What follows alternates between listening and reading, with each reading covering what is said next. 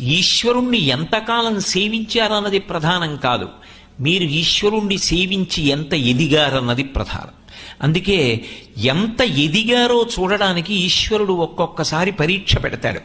ఆ పరీక్ష యందు నిలబడగలిగాడు అనుకోండి, వాడు ఆర్ద్రమవుతున్నాడు, మెత్తపడుతున్నాడని గుర్తు.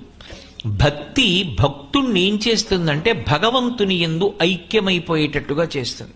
అది జ్ఞానము ద్వారా చేస్తుంది. జ్ఞానాద్దేవత కైవల్యం. ఆ జ్ఞానము కలిగిన నాడు భగవంతుని యొక్క అనుగ్రహము చేత భగవత్ సంబంధమైన జ్ఞానము కలుగుతుంది. అది పుస్తకాలు చదివితే వచ్చేది కాదు. ఉపాసనయందు నిలబడగా నిలబడగా నిలబడగా ఈశ్వరుణ్ణి సేవించగా సేవించగా సేవించగా ఆయన అనుగ్రహం కలుగుతుంది. కలిగిన నాడు జీవుడు బ్రహ్మము రెండు కాదు ఒక్కటే అన్న జ్ఞానం కలుగుతుంది. అదే మోక్షము అని పిలుస్తారు.